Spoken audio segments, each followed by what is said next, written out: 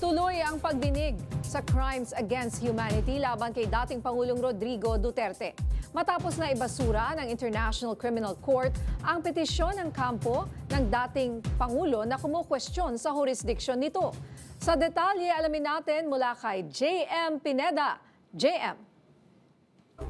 Yes, Ninya, sa uling monitor nga natin, tatlong grounds na ng challenge ang hindi pinaboran ng ICC Appeals Chamber ngayong araw sa pagdesisyon nga nila sa jurisdiksyon ng kaso ni dating Pangulong Rodrigo Duterte. Kung sakaling matuloy o hindi paboran nitong ICC Appeals Chamber ang lahat ng argumento ng defense team ng Duterte, ay matutuloy ang kaso at sa susunod na linggo nga ay inaasahan ng ICC Pre-Trial Chamber naman na magdesisyon patungkol nga dito sa confirmation of charges ng dating Pangulo na kung saan dininig nga yun noong nakarang Pebrero. Ayon nga dun sa mga nakausap natin, especially dun sa mga abogado ng biktima, ay mahalaga ang desisyon na gagawin ng ICC ngayong araw dahil ito ang magiging susi para sa mas masusing investigasyon na patungkol nga dito sa crimes against humanity na kaso ng dating Pangulo.